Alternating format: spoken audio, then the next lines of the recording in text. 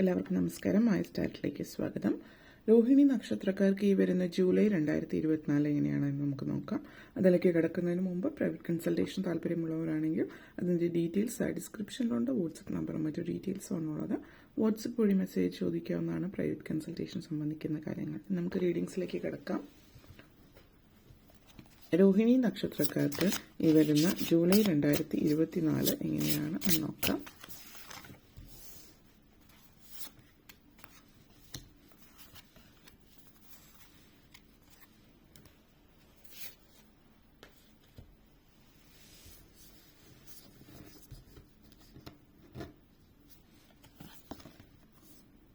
Ten of Wands, Three of Swords, Moon energy, Nine of Swords,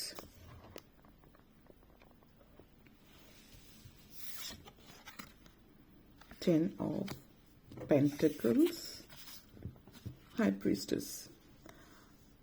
Rohini നക്ഷത്രക്കാരെ സംബന്ധിച്ചിടത്തോളം ഈ ഒരു മാസം എന്ന് പറയുന്നത് പൊതുവിൽ പല കാര്യങ്ങൾക്കും ഒരു തീരുമാനം ഉണ്ടാകുന്ന ഒരു സമയമാണ്. വളരെ പ്രധാനപ്പെട്ട തീരുമാനങ്ങളൊക്കെ എടുക്കുന്ന ഒരു സമയം എന്ന് തന്നെ പറയാം. ജീവിതത്തിൽ പല കാര്യങ്ങളിലും അതായത് ഒരു ക്ലോഷർ, അവസാനം ആഗ്രഹിക്കുന്ന കാര്യത്തിലുള്ളൊരു അവസാനം ആഗ്രഹിക്കുന്ന രീതിയിൽ ജീവിതത്തിൽ ഉണ്ടാകുന്നു എന്നുള്ളതാണ്. കാരണം ഇവിടെ പലരും നിങ്ങളുടേതായിട്ടുള്ള കാര്യങ്ങൾക്ക് സമയം കണ്ടെത്താൻ പറ്റാതെ, അതായത് ജീവിതത്തിലും മറ്റുള്ളവർക്ക് വേണ്ടിയിട്ടുള്ള ഒരു ജീവിതം അല്ലെങ്കിൽ അമിതമായിട്ടുള്ള ഉത്തരവാദിത്തങ്ങൾ നിങ്ങളുടെ തലയിലാണ് എല്ലാ ഉത്തരവാദിത്വം എന്നുള്ളൊരു സാഹചര്യമാണെങ്കിൽ അതിൽ നിന്ന് പുറത്തേക്ക് വരുന്നതിനുള്ളൊരു സിറ്റുവേഷനാണ് സൂചിപ്പിക്കുന്നത്. ഒത്തിരി ഉത്തരവാദിത്തങ്ങൾ, ബേർഡൻസ് അല്ലെങ്കിൽ ഭാരങ്ങൾ ചുമന്നുകൊണ്ട് നടക്കുന്ന ഒരു വ്യക്തിയാണെങ്കിൽ ആ ഭാരങ്ങളൊക്കെ നിങ്ങളിൽ നിന്ന് ഒഴിവാക്കാൻ പറ്റുന്ന ഒരു സാഹചര്യം സൂചിപ്പിക്കുന്നുണ്ട് ഈ ഒരു സമയം. കാരണം നിങ്ങൾ ആ ഒരു ലെവലിൽ അത്രയും ഒരു തളർച്ച, അതായത് ഇതെല്ലാം കൂടി ചുമന്ന് എല്ലാ ഭാരവും ചുമന്ന് നിങ്ങൾ ഒരു ഫിസിക്കലി, മെന്റലി, ശാരീരികമായിട്ടും മാനസികമായിട്ടും ഒക്കെ ഇതൊരു തളർന്നിരിക്കുകയാണ്. നിങ്ങളായിട്ട് സ്വയം ഇനി ഇത് നിങ്ങളെ കൊണ്ട് എടുത്താൽ പൊങ്ങില്ല എന്ന് പറയുന്ന ഒരു അവസ്ഥയിലേക്ക് എത്തുന്നുണ്ട്. അത് ജോലി സംബന്ധമായിട്ടായിരിക്കാം, കുടുംബ അന്തരീക്ഷത്തിലായിരിക്കാം. ചിലപ്പോൾ കുടുംബത്തിൽ എല്ലാ കാര്യങ്ങളും കൂടി ഒറ്റയ്ക്ക് നോക്കി തളർന്നു പോകുന്ന ഒരു വ്യക്തി എന്നുള്ള രീതിയിലോ, അല്ലെങ്കിൽ ജോലിയിൽ ചിലപ്പോൾ നിങ്ങളുടെ ജോലി നിങ്ങൾ ചെയ്യുന്നുണ്ട്, അതോടൊപ്പം തന്നെ മറ്റുള്ളവരുടെ ജോലിയും കാര്യങ്ങളൊക്കെ നിങ്ങൾ ചെയ്യേണ്ടി വരുന്ന ഒരു അവസ്ഥ. ജോലിയിൽ 8 മണിക്കൂർ ജോലി സമയം എന്നതിനേക്കാൾ 12 മണിക്കൂറോ അല്ലെങ്കിൽ അതിൽ കൂടുതലോ ഒക്കെ നിങ്ങൾ ജോലി ചെയ്യുന്നതായിട്ട്, ഓവർ ടൈം ഒത്തിരി ചെയ്യുന്നതായിട്ടും ഒക്കെ കാണുന്നുണ്ട്. അപ്പോൾ ജീവിതത്തിൽ ഒരു ഇംബാലൻസ് ആണിത് സൂചിപ്പിക്കുന്നത്. വർക്ക്, അതായത് അധ്വാനിക്കുക, കഠിനാധ്വാനം ചെയ്യുന്നതും നല്ലതാണ്. പക്ഷെ ഇത് അമിതമായിട്ടുള്ളൊരു അധ്വാനമായത് നിങ്ങളുടെ ശരീരത്തെ ബാധിക്കുന്നുണ്ട്. അപ്പോൾ പറയാനുള്ളവരോട് പറയാൻ ശ്രമിക്കുക എന്നുള്ളതല്ല, പറയുക എന്നുള്ളൊരു ഇതിലേക്ക് നിങ്ങൾ എത്തിയിട്ടുണ്ട്.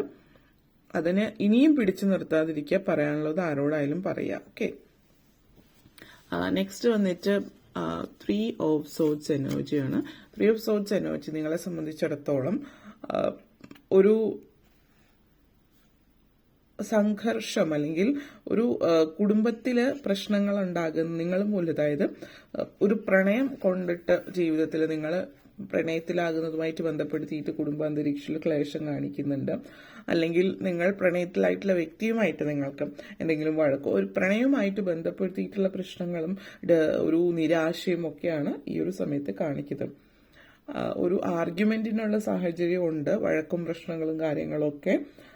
അപ്രതീക്ഷിതമായിട്ടൊരു സങ്കടം വാർത്ത കേൾക്കാനുള്ള ഒരു സാഹചര്യവും സൂചിപ്പിക്കുന്നുണ്ട്. അപ്പോൾ കാരണം നിങ്ങൾ ഇഷ്ടപ്പെടുന്ന ഒരു വ്യക്തി അല്ലെങ്കിൽ നിങ്ങളുടെ സുഹൃത്തായിരിക്കാം ചില ആളുകളുടെ കാര്യത്തിൽ, ആ ഒരു വ്യക്തിയുമായിട്ട് നിങ്ങൾക്ക് വലിയൊരു ഡിസഗ്രിമെന്റ്, അതിനുശേഷം പിന്നീട് നിങ്ങൾ തമ്മിൽ ഒരു അകൽച്ചയിലാകുന്ന ഒരു സാഹചര്യം കൂടിയിട്ട് ഈ ഒരു മാസത്തിൽ സൂചിപ്പിക്കുന്നുണ്ട്. അപ്പോൾ വാക്കുകളൊക്കെ സൂക്ഷിച്ച് ഉപയോഗിക്കുക. ഡിപ്ലോമസി അനിവാര്യമാണ്. എന്നിരുന്നാലും ചില ആളുകളുടെ കാര്യത്തിൽ ഡിപ്ലോമസി എന്നതിനൊരു ലെവലുണ്ടല്ലോ. നമ്മൾ ഒരു പരിധിവരെയൊക്കെ നമുക്ക് ക്ഷമിക്കുകയും സഹിക്കുകയൊക്കെ പോകാം. ആ പരിധി കഴിയുമ്പോൾ അല്ലെങ്കിൽ ആ ഒരു വ്യക്തി അതേപോലെ തന്നെ നിങ്ങൾ പ്രവർത്തിക്കണം പോലെ തന്നെ പ്രവർത്തിക്കണമെന്നില്ല. അപ്പോൾ നിങ്ങളുടേതായിട്ടുള്ളൊരു തെറ്റുകൊണ്ടായിരിക്കണമെന്നില്ല. പക്ഷെ സാഹചര്യവശാൽ അങ്ങനെയുള്ള സങ്കടങ്ങൾ അനുഭവിക്കാൻ സാധ്യതയുണ്ട് എന്നുള്ളത് സൂചിപ്പിക്കുന്നു. അതേപോലെ തന്നെ മൂൺ എനർജിയാണ്.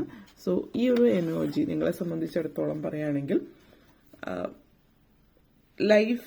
ലൈഫിൽ പല കാര്യങ്ങളിലും നിങ്ങൾക്ക് ഒരു പൂർണ്ണത ഉണ്ടാകുക, അല്ലെങ്കിൽ തീർച്ചയായിട്ടും പല കാര്യങ്ങളും നമ്മൾ പൂർണ്ണമായിട്ടും ജീവിതത്തിൽ ആഗ്രഹിച്ച ലെവലിലേക്ക് എത്തിയിട്ടില്ല. ഈ ഒരു സമയം എന്ന് പറയുന്ന ഈ ഒരു മാസവും പല കാര്യങ്ങളിലും പലതും ക്ലാരിറ്റി, ഇനിയും വ്യക്തത വരാനുണ്ട് എന്നുള്ളതാണ്. ഈ ഒരു മാസം അതിനുള്ള വ്യക്തത നിങ്ങളിലേക്ക് എത്തണമെങ്കിൽ എന്താണ് ചെയ്യേണ്ടത്, എങ്ങനെയാണ് കാര്യങ്ങൾ മനസ്സിലാക്കേണ്ടത് എന്നൊക്കെയുള്ള ഒരു കാര്യത്തിലൊരു വ്യക്തമായിട്ടുള്ളൊരു അറിവ് നിങ്ങൾക്കുണ്ടാകുന്നുണ്ട്. പലപ്പോഴും മുന്നിലേക്ക് വരുന്ന, അതായത് ഭാവിയെക്കുറിച്ചിട്ട് ആലോചിച്ചിട്ട് വേവലാതിപ്പെടാതിരിക്കുക എന്നുള്ളൊരു തീരുമാനത്തിലേക്ക് നിങ്ങൾ എത്തുന്നുണ്ടാവും. പല കാര്യങ്ങളും മുന്നിൽ എന്താണെന്ന് മനസ്സിലാകാതെ മുന്നോട്ടേക്ക് പോകേണ്ടുന്ന ഒരു അവസ്ഥ കാണിക്കുന്നുണ്ട്. അപ്പോൾ നമ്മൾ ഒരു പരിധി, അതായത് തൊട്ട് മുമ്പിലുള്ളത് നമുക്ക് കാണാൻ പറ്റുന്നുണ്ടെങ്കിൽ മുന്നോട്ടേക്ക് പോവുക. ഓരോ സ്റ്റെപ്പ് വെച്ച് കഴിയുമ്പോഴും അടുത്ത സ്റ്റെപ്പിലേക്ക് കാണുന്നു എന്നുള്ളത് മാത്രം നോക്കിയാൽ മതിയാവും. അത്രയും ആദ്യത്തെ 1-2 സ്റ്റെപ്പ് കാണുന്നുണ്ടെങ്കിൽ അതിനനുസരിച്ചിട്ട് മുന്നോട്ടേക്ക് പോവുക. പോകും തോറും അല്ലെങ്കിൽ മുന്നോട്ടേക്കുള്ള യാത്രയിൽ അടുത്തതായിട്ട് എന്താണ് ചെയ്യേണ്ടതെന്നുള്ള കാര്യത്തെക്കുറിച്ചിട്ട് നിങ്ങൾക്ക് അവിടെ എത്തുമ്പോഴാണ് അറിവുകൾ ഉണ്ടാവുന്നത്. എന്ന് വെച്ചിട്ടും നിങ്ങൾ ഇപ്പോൾ മുന്നോട്ടേക്ക് പോകാൻ വേണ്ടിയിട്ട് 1 വർഷത്തിന് ശേഷമുള്ള കാര്യങ്ങളൊക്കെ അറിഞ്ഞിരിക്കണം നിർബന്ധമില്ല. പല കാര്യങ്ങളും ക്ലാരിറ്റി വളരെ അടുത്തെത്തുമ്പോഴാണ് നിങ്ങൾക്ക് മനസ്സിലാകുന്നത്. അത് അത്രയും ക്ലാരിറ്റിയിലേക്ക് നിങ്ങൾ എത്തിയിരിക്കുന്നത് തന്നെ വലിയ കാര്യമാണ്. ഇതുവരെ നിങ്ങൾക്കൊരു അവ്യക്തതയായിരിക്കും ഏത് വഴിയിലാണ് പോകേണ്ടതെന്നുള്ളത്. അപ്പോൾ ഈ ഒരു ഇന്ന വഴിയിലാണ് പോകേണ്ടതെന്നുള്ളൊരു കാര്യത്തിൽ വ്യക്തത ഉണ്ടാകുന്നുണ്ട്. വിദ്യാർത്ഥികളെ സംബന്ധിച്ചിടത്തോളം പറയുകയാണെങ്കിൽ കുറച്ചുകൂടി ക്ലാരിറ്റി പല കാര്യങ്ങളിലും ഉണ്ടാകുന്നുണ്ട്. ഇനി നെക്സ്റ്റ് സ്റ്റെപ്പ് എന്താണ് എന്ന തീരുമാനമെടുക്കാൻ പറ്റുന്നുണ്ട്. അതേപോലെ ഉദ്യോഗാർത്ഥികൾ, കരിയറിൽ നോക്കുന്നവരെ സംബന്ധിച്ചിടത്തോളം നിങ്ങളുടെ കരിയറിൽ മാറ്റങ്ങൾ ഉണ്ടാകുന്നുണ്ട്. പക്ഷേ ചിലപ്പോൾ നിങ്ങൾ എന്തെങ്കിലും പ്രത്യേക പുതിയ പ്രോജക്റ്റോ മറ്റോ ഒക്കെ ലഭിക്കുന്നുണ്ടാവും, അല്ലെങ്കിൽ എന്ത് ചെയ്യാൻ പോകുന്ന വർക്കിനെ കുറിച്ചിട്ടുള്ള ഒരു ധാരണ വ്യക്തമായിട്ടില്ലെങ്കിലും അറിയാവുന്നിടത്തോളം അതുമായിട്ട് മുന്നോട്ടേക്ക് പോവാം. മുന്നോട്ടേക്ക് പോകും തോറും കാര്യങ്ങൾ കുറച്ചുകൂടി വ്യക്തമാവും എന്നുള്ളതാണ് സൂചിപ്പിക്കുന്നത്. നെക്സ്റ്റ് വന്നിട്ട് 9 ഓഫ് സോർഡ്സ് എനർജിയാണ്. സോ 9 ഓഫ് സോർഡ്സ് എനർജി നിങ്ങളെ സംബന്ധിച്ചിടത്തോളം പറയുകയാണെങ്കിൽ നമ്മൾ പലപ്പോഴും അനാവശ്യ ചിന്തകളാണ്. ഇപ്പോൾ നേരത്തെ പറഞ്ഞ പോലെ മൂൺ എനർജിയാണ്. അനാവശ്യമായിട്ടുള്ള ചിന്തകൾ നമ്മളെ എപ്പോഴും അലട്ടുന്നു. മെന്റൽ സ്ട്രെസ് ഇവിടെ സൂചിപ്പിക്കുന്നുണ്ട്. അപ്പോൾ ഒരു എന്താ പറയുക, ഒരു പേടി സ്വപ്നം കണ്ട ഒരു സാഹചര്യം, അല്ലെങ്കിൽ നിങ്ങൾ തീർച്ചയായിട്ടും ലിറ്ററലി പറയുകയാണെങ്കിൽ പേടി സ്വപ്നം കാണുന്ന ഒരു സാഹചര്യമുണ്ട്. കാരണം മനസ്സിലുള്ള, നമ്മൾ പലപ്പോഴും സ്വപ്നങ്ങളായിട്ട് നമ്മൾക്ക് തോന്നിപ്പിക്കും, നമ്മുടെ മനസ്സിൽ നമ്മളെ അലട്ടുന്ന പ്രശ്നങ്ങളാണ് നൈറ്റ് മെയർസ് വരുന്നത്. എന്താണ് നമ്മൾ രാവിലെ മുഴുവൻ ആലോചിച്ച് കൂട്ടുകയും അല്ലെങ്കിൽ നമ്മുടെ മൈൻഡിലുള്ള പല പല ചോദ്യങ്ങൾക്കുള്ള ഉത്തരങ്ങൾ നമ്മൾ സ്വപ്നങ്ങളിലൂടെ കാണുന്നുണ്ട്. കാരണം നമ്മളുടെ മനസ്സിൽ തന്നെ ആ ഒരു സബ് കോൺഷ്യസിൽ നമ്മുടെ പല ചോദ്യങ്ങൾക്കുള്ള ഉത്തരവുണ്ട്. അപ്പോൾ ആ ഒരു ഭയം, നിങ്ങൾ എന്താണ് ചെയ്യുന്നത്, ആ ഒരു ഭയപ്പെടുന്ന സ്വപ്നത്തിലും എന്താണ് നിങ്ങൾ ചെയ്യേണ്ടത് എന്നുള്ളത് നിങ്ങൾ നിങ്ങളോട് തന്നെ ചോദിക്കാം ഉറങ്ങുന്നതിന് മുമ്പ്. കാരണം ഇവിടെ നിങ്ങൾ അനാവശ്യമായിട്ട് ഫ്രസ്ട്രേറ്റഡ് ആവുന്നുണ്ട്. ചില കാര്യങ്ങൾ ചെയ്യാൻ നിങ്ങൾക്ക് ആഗ്രഹമില്ല, പക്ഷെ എന്നാലും അത് ചെയ്തേ പറ്റൂ എന്നുള്ളൊരു സാഹചര്യം, വളരെ പ്രധാനപ്പെട്ട കാര്യങ്ങൾ മറന്നു പോവുക, ഇങ്ങനെയൊക്കെയുള്ളൊരു സാഹചര്യമുണ്ട്. അപ്പോൾ വാക്കുകൾ സൂക്ഷിച്ച് ഉപയോഗിക്കേണ്ടുന്ന ഒരു അനിവാര്യത കൂടി ഇവിടെ പറയുന്നുണ്ട്. അതേപോലെ അനാവശ്യമായിട്ടുള്ള ഈ ഭയം, അതായത് തോറ്റു പോകുമോ എന്നുള്ളൊരു ഭയമാണ് നിങ്ങളെ പുറകോട്ടേക്ക് വലിക്കുന്നത്. ഇങ്ങനെയുള്ള കാര്യങ്ങളൊക്കെ നിങ്ങളുടെ ഉറക്കം കെടുത്തുന്നുണ്ട്. ഉറക്കമില്ലായ്മ, അതുപോലെ അഥവാ ഉറങ്ങുകയാണെങ്കിൽ തന്നെ സ്വപ്നങ്ങൾ, പേടി സ്വപ്നങ്ങൾ കാണുമ്പോൾ ഉണർന്ന് എഴുന്നേൽക്കുക, അതും നിങ്ങളുടെ ഉറക്കത്തെ കെടുത്തുന്ന ഒരു കാര്യമാണ്. അപ്പോൾ ഇങ്ങനെയുള്ള കാര്യങ്ങളൊക്കെ ഉണ്ട്. അതുകൊണ്ട് പകൽ ഉള്ള സമയത്ത് നിങ്ങൾ അനാവശ്യ ചിന്തകൾ ഒഴിവാക്കാനായിട്ട് ശ്രമിക്കുക എന്നുള്ളതാണ്. പിന്നെ ഈ ഒരു മാസം ജോലിക്ക് വേണ്ടിയിട്ട് ശ്രമിക്കുന്ന ഒരാളാണ് നിങ്ങളെങ്കിൽ നിങ്ങൾ ആഗ്രഹിക്കുന്ന പോലെയുള്ളൊരു ജോലി നിങ്ങൾക്ക് ലഭിക്കുന്നു എന്നുള്ളതാണ്. അപ്പോൾ നിങ്ങൾ ആഗ്രഹിക്കുന്ന ലെവലിലേക്ക് നിങ്ങൾക്ക് എത്താൻ പറ്റുന്നതിൻ്റെ ഒരു സന്തോഷമാണ് ഇവിടെ കാണിക്കുന്നത്. അതുകൂടാതെ തന്നെ നമ്മൾ പലപ്പോഴും നമ്മൾ ഇന്നൊരു കാര്യം വേണമെന്ന് ആഗ്രഹിച്ചിട്ട് ആ ഒരു കാര്യം ലഭിക്കാതെ പോകുമ്പോൾ പലപ്പോഴും നമ്മൾ ചിന്തിക്കാറുണ്ട്, എന്തുകൊണ്ട് എനിക്കിത് ലഭിക്കുന്നില്ല എന്നുള്ളത്. പലപ്പോഴും അത് നിങ്ങളുടെ ഏതെങ്കിലും ഒരു കൊച്ചു അശ്രദ്ധ മൂലമായിരിക്കും ഇങ്ങനെ ഒരു സാഹചര്യം കാണിക്കുന്നത്. പക്ഷെ അങ്ങനെയുള്ള കാര്യങ്ങളിൽ, അങ്ങനെയുള്ള സമയങ്ങളിൽ നിങ്ങൾ പ്രത്യേകം ശ്രദ്ധിക്കുക, നിങ്ങളുടെ ഭാഗത്തുനിന്നൊരു അശ്രദ്ധ വരാതിരിക്കാൻ.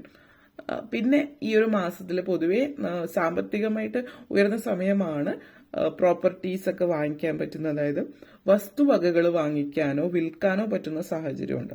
സാമ്പത്തിക നേട്ടം എന്നുള്ള രീതിയിൽ ഒരു വസ്തു വാങ്ങിക്കുമ്പോൾ നിങ്ങൾ അതിന്റെ മൂല്യം അതിനനുസരിച്ചിട്ട് നിങ്ങൾ ഒരു സമ്പന്നതയിലേക്ക് പോവുകയാണ്. അത് വിൽക്കുകയാണെങ്കിലും നിങ്ങളിലേക്ക് സാമ്പത്തികമായിട്ടുള്ള ബെനിഫിറ്റ് ഉണ്ടാവുകയാണ്. അപ്പോൾ വിൽക്കൽ വാങ്ങലുകളൊക്കെ കാണിക്കുന്നുണ്ട്. ചില ആളുകൾ റിയൽ എസ്റ്റേറ്റിലേക്ക് പോകുന്നു. അപ്പോൾ റിയൽ എസ്റ്റേറ്റ് എന്ന് പറയുമ്പോൾ അതൊരു നിങ്ങൾക്കൊരു ജോലിയും കാര്യങ്ങളൊക്കെ ഉണ്ടെങ്കിലും അല്ലാത്ത സമയങ്ങളിൽ പാർട്ട് ടൈം ആയിട്ട് നിങ്ങൾ റിയൽ എസ്റ്റേറ്റ് ചെയ്യുന്നതായിട്ട് സൂചിപ്പിക്കുന്നുണ്ട്.